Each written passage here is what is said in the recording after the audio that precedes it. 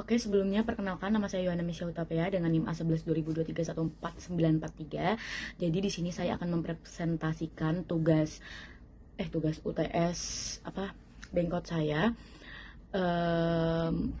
tentang prediksi kepuasan penumpang pesawat dari dataset Airline Passenger Satisfaction yang saya ambil dari Kaggle. Sebenarnya ya emang dari Kaggle sih. Datanya sekitar 129.000 lebih barisnya dan dengan 24 kolom. Langsung kita mulai aja lah.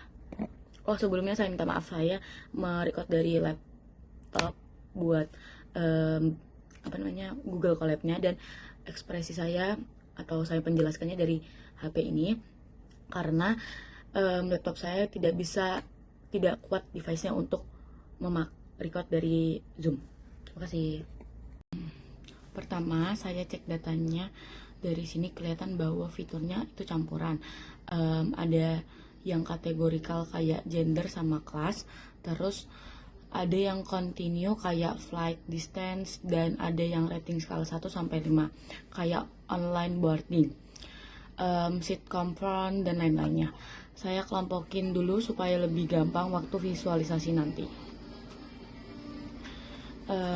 Terus saya cek missing value-nya, ternyata cuma satu kolom yang ada kosongan, yaitu arrival delay-nya.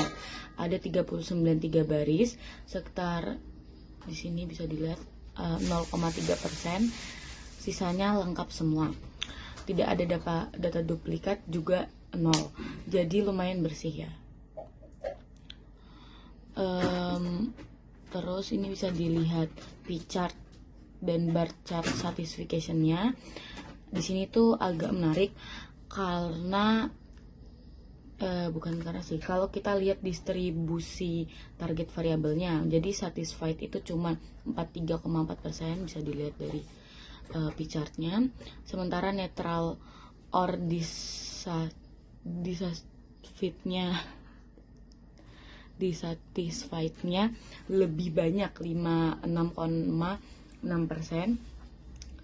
Ini yang namanya imbalance class. Nanti kalau dibiarkan, modelnya cenderung lebih gampang diprediksi. Yang dissatisfied-nya karena datanya lebih banyak.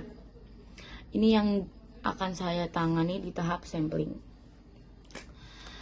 Untuk box plotnya, ini bisa dilihat box plotnya.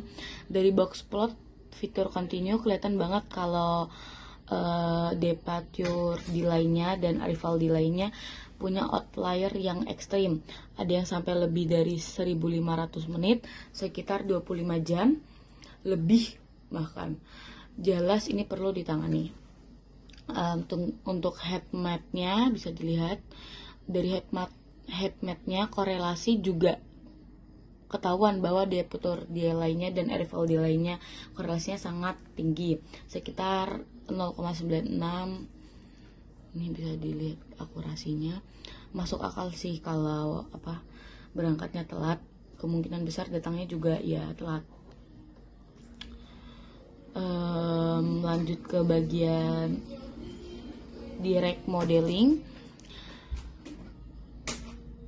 Mana sih? Nah, sebelum bersihin data, saya coba dulu langsung modeling.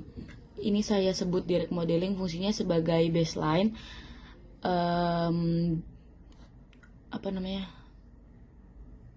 Baseline buat nanti dibandingkan sama model yang sudah ada atau model yang sudah diproses.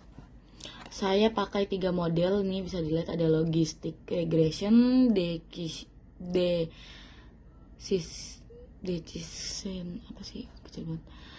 logistic regression, decision tree, sama random forest.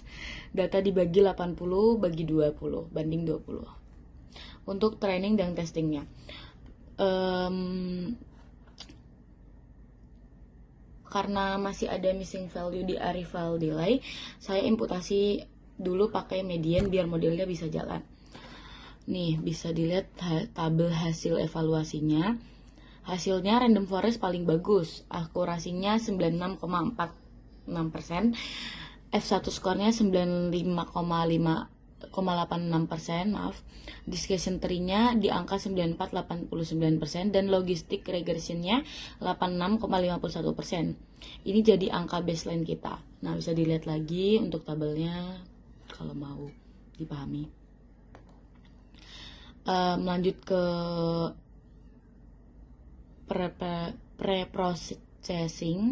pre-processing. Sekarang kita bersihin datanya yang benar. Pertama, kolom ID saya drop karena enggak relevan ya. Target variabelnya sangat encode satisfied, jadi 1. Neutral or dissatisfied jadi 0. Terus untuk missing value-nya di arrival delay saya imputasi pakai median. Tadi saya sudah notice apa belum ya? Lupa. Alasannya karena distribusinya sangat skewat gara-gara outlier tadi. Jadi median lebih stabil dibanding mean yang bisa ketarik di nilai ekstrim. Nih, bisa dilihat output outlier sebelum dan sesudahnya. Nih. Bisa dilihat dulu. Outlier-nya saya tangani pakai metode Winsorizing.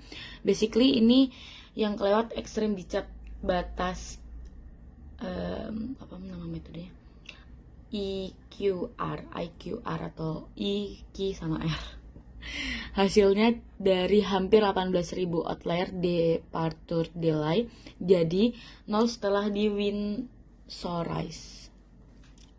Terakhir, fitur kategorikal saya label encoding dan semua fitur numerik saya standar scaling supaya skalanya seragam. Kita scroll langsung ke sampling. Nah, di tahap ini saya tangani imbalance kelasnya saya pakai SMOTE. Jadi apa ya? Cara kerjanya itu generate dari sintetis untuk kelas minoritas. Dalam hal ini kelas satisfied. Bisa dilihat terlebih dahulu grafik sebelum dan sesudah smooth. Sebelum smooth data trendingnya 58.000 di satisfied-nya vs 45.000 satisfied-nya.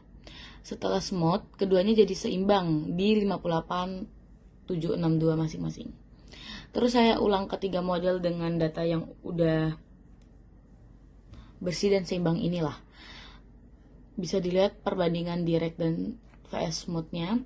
Kalau dibandingkan sama direct modeling, ada peningkatan, terutama di recall, logistic regression-nya misalnya, recall-nya naik. Dalam hal ini kelas satisfied. Bisa dilihat terlebih dahulu grafik sebelum dan sesudah smooth. Sebelum smooth, data trendingnya 58.000 di satisfied-nya vs 45.000 satisfied-nya. Setelah smooth, keduanya jadi seimbang di 58.762 masing-masing. Terus saya ulang ketiga model dengan data yang udah bersih dan seimbang inilah. Bisa dilihat perbandingan direct dan VS smooth-nya. Kalau dibandingkan sama direct modeling, ada peningkatan, terutama di recall, logistic regression-nya misalnya, recall-nya naik dari 84,71% jadi 86,18%. Dengan arti modelnya jadi lebih baik lagi dan mendeteksi penumpangnya puas. Langsung ke tanning. Di tahap terakhir ini ada dua hal yang saya lakukan. Pertama, vector selection. Dilihat-lihat fitur ini yang paling penting dari hasil random forest-nya ya. Bisa dilihat bar chart fitur importance-nya.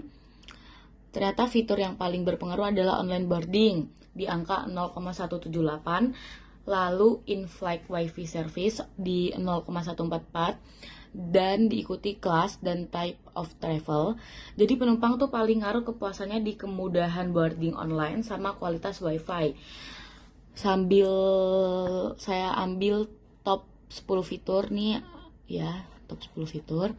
Ini buat training selanjutnya. Kedua hyper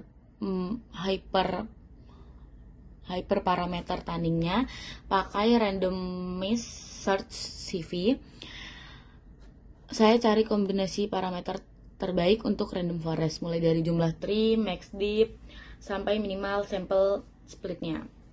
Ini grafik perbandingan akhir 3 tahap, dan hasilnya itu perbandingan dari direct modeling, smooth plus processingnya sampai setelah tanning dan feature selection. Bisa dilihat ada peningkatan konsisten. Model akhir kita lebih ringan, cuman pakai 10 fitur, tapi performanya tetap optimal.